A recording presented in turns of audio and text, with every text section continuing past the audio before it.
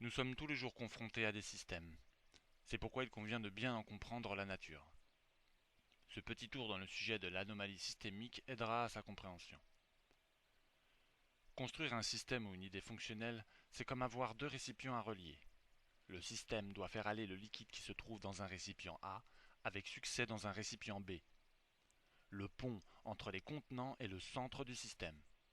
Ce discours sera donc mis en place à partir du cas de la canalisation. Construire une canalisation entre deux contenants pour faire aller le liquide qui se trouve dans l'un vers l'autre sous-entend que la totalité du contenu doit être transférée, et donc qu'aucune quantité n'échappe à la canalisation. De ce sous-entendu discret naît l'anomalie systémique, et les fausses objections qu'il utilise pour réfuter.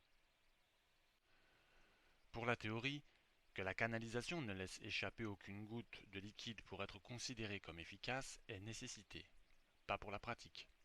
Pour preuve, tous les systèmes de distribution des eaux ont des pertes importantes. Pourtant, il ne vient l'idée à personne de couper l'eau parce que le système a des fuites. Pour enfoncer le clou, gardons à l'esprit que la canalisation n'est autre qu'un ensemble de rustines fixées les unes aux autres. Aucun système ne peut être parfaitement efficace. Les canalisations laissent échapper de l'eau, de l'argent s'échappe du système fiscal, des prisonniers s'échappent de prison, etc. On peut donc dire qu'une part de fuite est inhérente à la construction d'une canalisation, et plus généralement qu'une anomalie systémique est inhérente à un système. Quand on expose un procédé à un tiers pour qu'il se le représente, ce tiers met en fonction l'idée dans sa réflexion, et après il envoie les avantages et les inconvénients en fonction de sa condition intellectuelle. Si on expose cette idée à une personne qui cherche vivement à transférer de l'eau, cette personne verra les avantages et s'accommodera des inconvénients. Si on expose cette idée à une personne qui cherche vivement à maintenir l'eau où elle est, cette personne éludera les avantages et soulignera les défauts. La canalisation peut avoir une fuite certes, mais comme dit plus haut, une relative efficacité est le lot de la canalisation. Il est nécessaire de garder à l'esprit l'anomalie systémique de votre système, afin de prouver argumentairement son incontournable existence.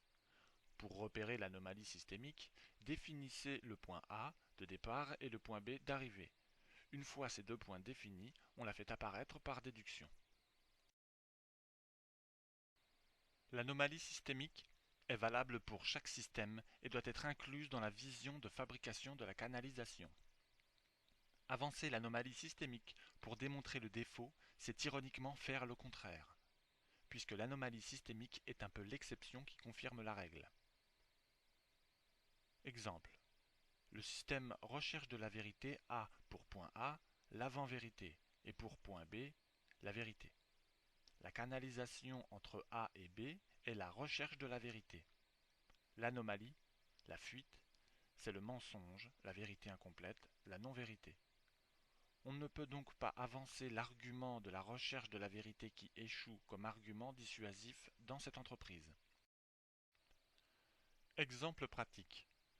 Cette conception systémique a été mise en place par un ami sympathisant de cette vérité. Ce sympathisant travaillait pour la mairie d'une grande ville à l'entretien du réseau routier. Il s'est penché sur le cas des poteaux amovibles, ces poteaux qui barrent l'accès aux véhicules et qu'on peut faire descendre le temps d'un passage quand on possède l'autorisation. Par analyse des archives, il a pu s'apercevoir qu'ils tombaient souvent en panne. Des pannes impliquant des réparations coûteuses, la paralysie de la rue concernée ou l'endommagement des véhicules dans certains cas. Jusque-là, ces poteaux étaient posés neufs et remplacés en cas de panne. Cet ami a défini le système qui dans ce cas est la fonctionnalité continue. Le point A est la panne, le point B est la fonctionnalité, l'anomalie systémique est la non-fonctionnalité. Il a donc admis la possibilité que le système tombe en panne, tout en mettant en place un entretien régulier des poteaux pour résorber au mieux ces pannes. Et effectivement, le nombre de pannes a considérablement chuté. L'économie humaine, matérielle et pécuniaire a, elle, été fortement augmentée, ce qui lui a valu les bons auspices de ses supérieurs et les remerciements des acteurs sur le terrain.